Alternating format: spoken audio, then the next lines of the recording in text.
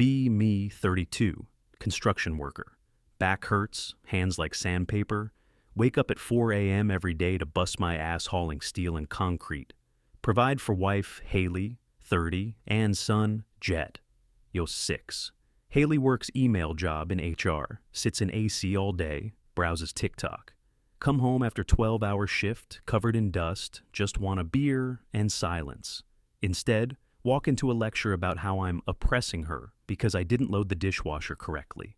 Spoiler, she listened to her toxic friend Ivana again. Buckle up, Anons. This is how my marriage ended because my wife decided physics and biology are social constructs. First, you gotta understand how things were before the Great Awakening. I'm not saying our life was perfect, but it was stable. It worked. My schedule was brutal. Up before the sun, home after it set. The job is hard on the body. Some days I'd come home so tired I could barely lift my fork. But the pay was good. It paid the mortgage on our decent suburban house. It paid for Haley's car. It paid for Jet's everything. My contribution wasn't just the paycheck. I was the guy who did things. Not just taking out the trash. I mean the real stuff. The stuff that saves you from calling a guy who charges $150 just to show up. Leaky faucet in the kitchen? Give me 10 minutes and a wrench. Done. Gutters clogged with leaves after a storm? I'm up on the ladder on a Saturday morning, pulling out disgusting handfuls of wet gunk. Weird rattling sound coming from the washing machine. I'm pulling the whole thing apart on the garage floor, finding a loose bolt and putting it back together. Her car needed an oil change, new brakes, tire rotation. I did it. Saved us hundreds every year. I built the deck in the backyard. I laid the stone path to the garden. I fixed the fence when the neighbor's kid crashed his bike into it. I never asked for a parade. I never held it over her head.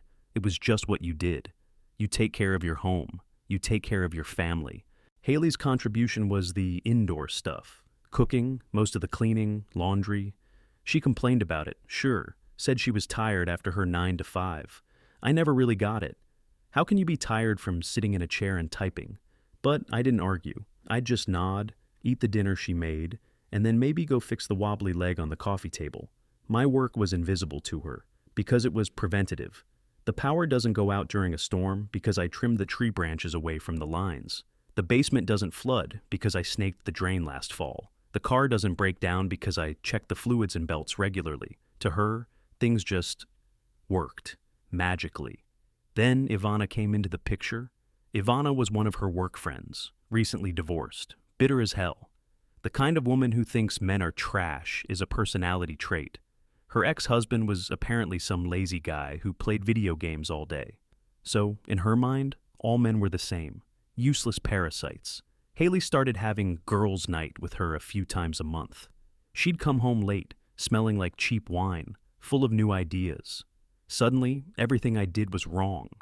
Why do I always have to be the one to remember to buy milk? That's called mental load, John. You leaving your work boots by the door is a sign of disrespect. It's weaponized incompetence. I had no idea what she was talking about. I just put my boots in the garage. It was like she was learning a new language, a language of grievance. Every conversation became a trap. Every request was a power play. The final straw came on a Saturday. I think it was late spring, maybe May. I'd been up since 6 a.m. First, I patched a hole in the drywall where Jet had gotten a little too enthusiastic with a toy truck. Then I went outside to deal with the gutters. It was a miserable job, full of wet, decomposing leaves. After that, I noticed Haley's car was overdue for a brake job. The pads were squealing. So I spent the next 3 hours jacking up the car, pulling the wheels off, and replacing the pads and rotors. It's a dirty, greasy job. By the time I was done, I was covered in brake dust and sweat. I walked inside to grab a bottle of water. I left my boots on the mat just inside the door, because I still had to clean up my tools in the driveway. Just then, Haley walks in. She'd been at brunch with Ivana. She looked fresh. Nice dress, hair done, smelling like perfume. She took one look at me, then at my boots on the mat, and her face soured. Seriously, John? I just cleaned that floor yesterday. Before I could even answer, Ivana waltzed in behind her, holding a half-empty bottle of Prosecco. Ivana looked at me like I was something she'd scraped off her shoe. See, Haley, this is what I'm talking about. No respect for your labor. I was too tired to be angry. I just looked at my hands, black with grease. I just spent 3 hours fixing your brakes so you don't crash into a tree, I said. Haley scoffed. Oh, please. You like doing that stuff. It's your hobby. My hobby, busting my knuckles in my own driveway so she could be safe. That's when she dropped the bomb. We need to talk, she said, crossing her arms.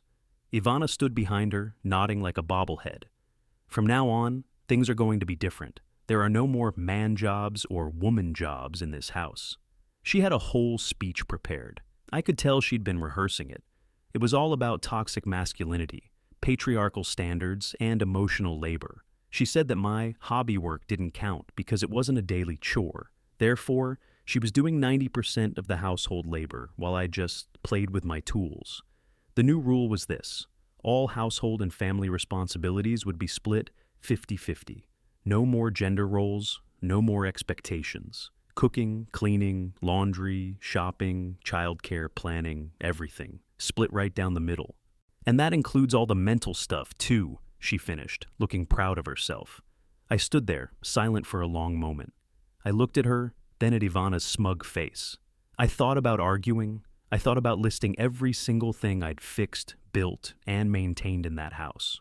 I thought about explaining that a running car and a non-leaking roof were slightly more important than whose turn it was to dust the shelves. But then I looked at her eyes. She wasn't looking for a discussion. She was looking for a fight she could win. She'd already decided I was the villain, so I just took a deep breath. Okay, I said, just one word. Her triumphant expression faltered for a second. She was expecting a fight. Okay, that's it? Yeah, okay, no gender roles. 50-50. I get it. I turned, walked back outside, and started cleaning up my tools. The age of malicious compliance had begun. The first week was interesting. I made a chart, a literal chore wheel, like you'd see in a college dorm. I divided everything: cooking, Monday, Haley, Tuesday, John, dishwasher loading, alternating days. She loved it at first. She took a picture and sent it to Ivana. Equality in action, she texted.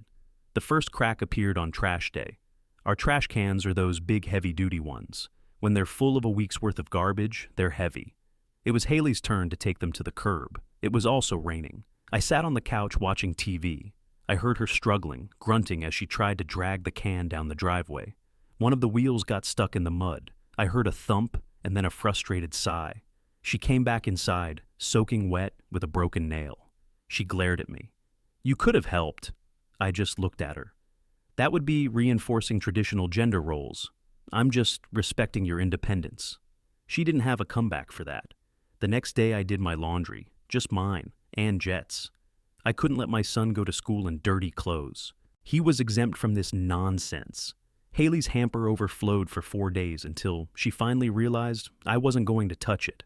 She spent a whole Sunday doing 5 loads of her own clothes, complaining the whole time. Then came the cooking. I'm not a fancy cook, but I can make food that fills you up. Steak, potatoes, burgers, pasta, simple man food. On my nights, I'd cook enough for me and Jet. Haley would come home from work and ask what was for dinner. I'd gesture to the stove. I made food for me and the kid. You're on your own tonight. It's your turn to handle your own meal prep. She started eating a lot of takeout. A few weeks in, the small things started to pile up. A light bulb burned out in the hallway closet. It stayed burned out. The kitchen sink started to drain slowly. I didn't touch it. I just made sure to wash my dishes in the bathroom. One evening, we were watching a movie and heard a loud scratching sound from the attic. What was that? Haley whispered, her eyes wide. Sounds like a squirrel, I said, not taking my eyes off the screen. Aren't you going to go check? I looked at her. Why would I? Investigating mysterious noises is a classic patriarchal trope. You're perfectly capable of checking the attic yourself. She didn't sleep well that night. The scratching continued for a week until she finally paid $200 for a pest control guy to come set a trap. The real test, though, was the spider. We live in an area where you get some big, ugly house spiders. Harmless, but they look terrifying. I was in the garage organizing some tools when I heard a shriek from the upstairs bathroom. Not just a yell, a full-on horror movie scream. I didn't even flinch. I just kept sorting screws. A few seconds later, my phone buzzed. It was a text from Haley. Spider in the shower. Get it now. I texted back. You're a strong, powerful woman. You can handle it. I believe in you." I heard her stomp out of the bathroom and down the hall. She came back with a broom. For the next 5 minutes, it sounded like a war zone up there. Banging, shrieking, something falling over. Eventually, silence. She came downstairs later, pale and shaky. "I killed it," she said, her voice trembling. It was crunchy. "See? You didn't need a man to save you," I said with a straight face. I think that was the first time she realized this wasn't a game I was going to get tired of. My malicious compliance was starting to cost her comfort, peace of mind, and money. The car was the next major event. It was her car, the one I had just done the brakes on. A fairly new SUV, but like any car, it needed maintenance. The check engine light came on. In the old days, I would have immediately taken it to get the code read, figured out the problem, and fixed it. Now, not my problem. "Hey, there's a weird light on in my car," she mentioned one morning. "You should probably get that checked out," I said, sipping my coffee. "Can't you just look at it?" "Sorry, car maintenance falls under the old gender roles. You'll have to take it to a mechanic. It's only fair." She grumbled but did nothing. The light stayed on for weeks. Then the tire pressure light came on. Again, I used to handle that. I had an air compressor in the garage, took 2 minutes. I watched for a week as she drove around with a visibly low tire. I even mentioned it once. "Hey, your front passenger tire looks low. Might want to put some air in it." "I'll do it later," she snapped. Well, later came on a rainy Tuesday evening. I was at home with Jet, helping him with his homework. My phone rang. It was Haley. She sounded panicked. "I'm stuck on the side of the highway. I have a flat tire." I could hear the trucks roaring past in the background. "Okay," I said calmly. "The spare tire and the jack are in the trunk under the mat." There was a long silence. "You expect me to change a tire on the highway in the rain?" "It's a valuable life skill," I said. "Empowering even. There are probably YouTube videos on how to do it." "John, this isn't funny. Just come and help me." I can't leave Jet home alone. And besides, I'm not a roadside assistance service. This is exactly the kind of situation where a strong, independent woman takes charge. I could hear her sputtering with rage. "So, what am I supposed to do?" "Call a tow truck or your auto club. That's what they're for." She hung up on me. An hour and a half later, she got home. A tow truck had dropped her and the car off. She was drenched, miserable, and furious. The tow cost her $150. The tire repair shop charged her another $50 to patch the tire and fill the others with air. She didn't speak to me for 2 days. The house was slowly but surely descending into chaos. My side of the closet was neat. Hers was a mountain of clothes. My tools in the garage were organized. The rest of the garage was filled with junk she'd bought and never put away. The biggest eyesore was the lawn. Mowing the lawn was my job. Always had been. It's a hot, sweaty, loud job. So naturally I stopped doing it. The first week, the grass just looked a little long. The second week, it was getting shaggy. By the fourth week, our yard was the disgrace of the neighborhood. Weeds everywhere. The grass was almost knee-high in some places. Our neighbor, an old retired guy named Bob, even asked me if my mower was broken. I told him, nope, just respecting the household chore chart. He gave me a confused look and walked away. One day, we got a letter in the mail. It was from the Homeowners Association, a formal warning about violating the neighborhood's landscaping standards. We had 14 days to fix it or face a fine of $200. Haley threw the letter on the table in front of me. "You have to do something about this," she said. "It's your turn to manage outdoor maintenance this month," I said, pointing to the chore wheel that was still hanging on the fridge, now more of a monument to her bad idea than a functional tool. "I don't know how to use the lawn mower," she protested. "It's a self-propelled push mower, not a rocket ship. You pull a cord and you walk behind it." She stormed outside. I watched from the window. She tried to pull the starter cord. She couldn't get it. It takes a good, sharp tug. She pulled and pulled, getting redder in the face with each attempt. After 10 minutes of failing, she kicked the mower and went back inside. The next day, she hired a landscaping service. They charged $80 per visit, and they had to come twice to get the jungle under control. So, in the span of about 2 months, her little experiment in equality had cost us $200 for pest control, $200 for the tire and tow, $160 for the lawn. Over $500 that we wouldn't have spent if she'd just appreciated what I did in the first place. And things were about to get a lot more expensive. She still didn't get it. She thought I was just being difficult. She complained to Ivana constantly. I'd overhear their phone calls. He's being such a child. He's deliberately sabotaging the household to prove a point. I wasn't sabotaging anything. I was doing exactly what she asked. I was letting the natural consequences of her ideology play out. The problem wasn't me. The problem was that she had mistaken competence for a social construct. She believed that the physical world would bend to her political beliefs. But a flat tire doesn't care about the patriarchy. A clogged drain doesn't care about emotional labor. And a broken furnace. Well, a broken furnace was just around the corner. The cold season was setting in. I remember it was late fall, maybe early November, because the trees were bare and there was that distinct chill in the air that promised winter was coming. Life in the house had settled into a new, dysfunctional normal. It was less of a home and more of a shared living space with a hostile roommate. We barely spoke unless it was about logistics for our son. The chore wheel on the fridge was now faded and ignored, a relic of a failed revolution. She had given up on trying to get me to do her chores, and I continued to strictly adhere to the rule of no gender roles. This meant I handled my own sphere, and she was responsible for hers. The problem was, my sphere was contained. My clothes were clean, my tools were organized, my side of the bed was made.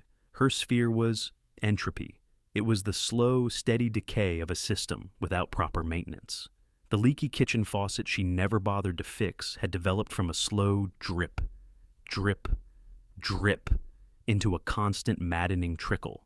The water bill had gone up by $30. She complained about the expense but never connected the dots. The slow drain in her bathroom sink had become a full-on clog. She started brushing her teeth in the kitchen. I remember one evening Ivana came over.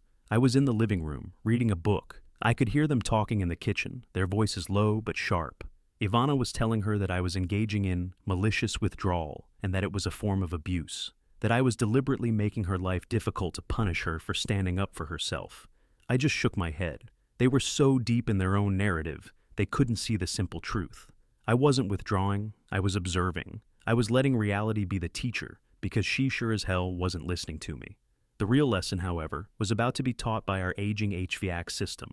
It was an old gas furnace, reliable, but it needed TLC. Every fall, I would clean it, change the filter, check the pilot light, and make sure everything was in working order for the winter.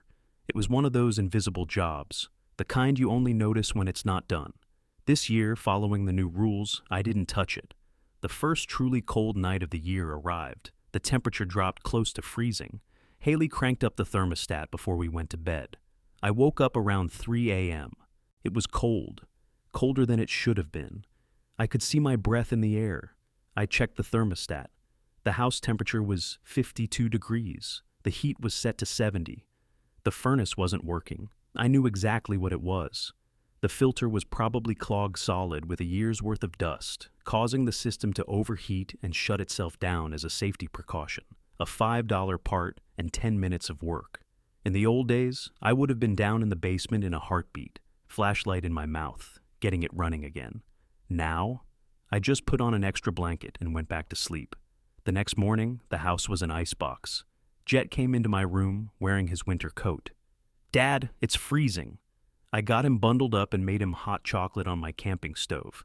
Haley came downstairs, wrapped in a comforter, teeth chattering. "Why is it so cold? What's wrong with the heat?"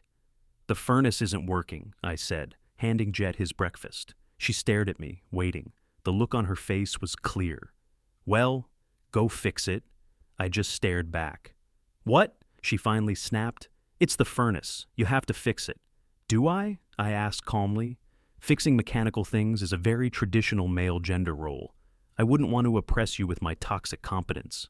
Her face went through about 5 different emotions: shock, confusion, fury, panic, and then a strange kind of desperation. "John, this isn't a joke. Our son is freezing." "I know. That's why I put him in a coat and made him a warm drink. He'll be fine at school." "You're a construction worker. You know how this stuff works. Just go down there and fix it." I took a slow sip of my coffee. I do know how it works, and on a job site, I get paid a very good hourly wage for that knowledge. I'm not going to perform free labor in a home where my contributions are devalued and dismissed as a hobby. The word hobby hung in the air between us. She flinched, remembering that day in the driveway. She was starting to get it, but she was too proud to admit it. Fine, I'll do it myself. She stomped down to the basement. I heard her banging around for about 10 minutes. Then I heard a loud clank, followed by a hiss and the distinct smell of natural gas. My blood ran cold. That was the one thing I hadn't counted on. Her making things worse, dangerously worse. I flew down the stairs. What did you do? She was standing near the furnace, a wrench in her hand. She had tried to tighten a nut on the main gas line. She had cracked the fitting. The hissing was loud now. The smell was overpowering. I didn't yell. I didn't have time. Get out. Get Jet and get out of the house right now. Go to the neighbors. Call the gas company. The panic in my voice finally broke through her pride. She scrambled up the stairs. I ran to the gas meter outside and shut off the main valve to the house. Then I went through and opened all the windows to air the place out. It was a close call, a genuinely dangerous situation created by her stubborn refusal to admit she needed help. An hour later, a guy from the gas company was there. He red-tagged our furnace, meaning it was unsafe to operate until it was professionally repaired and inspected.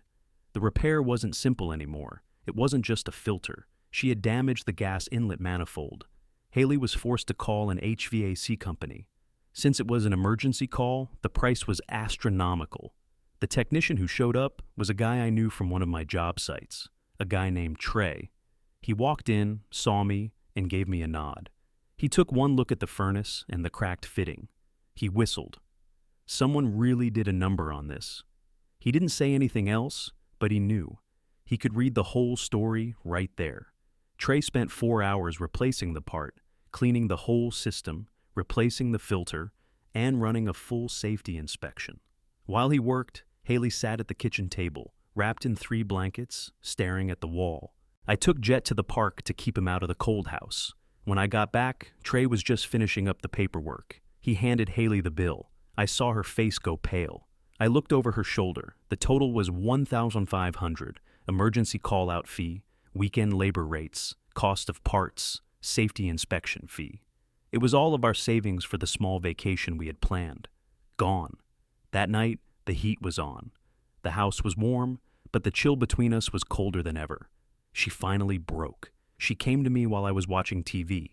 She was crying, not angry tears, sad, defeated tears. Okay, you win, she whispered. I get it, I was wrong. She talked for a long time, about how she felt unappreciated, how Ivana made everything sound so simple, how she didn't realize how much I actually did because she never saw it. She said she was sorry. She said she wanted things to go back to the way they were. I appreciate you, John, she said. I appreciate all the things you do to keep this house running. I listened. I didn't interrupt. And when she was finished, I felt nothing. No satisfaction. No, I told you so. Just a deep, hollow emptiness, because I realized the truth. She didn't appreciate me. She appreciated the free labor. She appreciated the convenience. She appreciated the money I saved her. Her apology wasn't born from a place of respect. It was born from a place of desperation.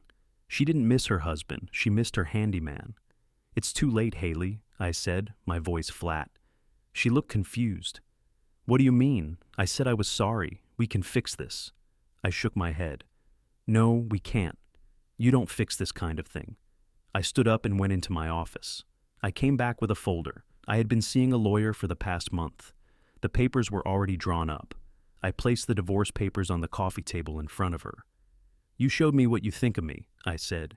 You think my skills, my time, my effort are worthless.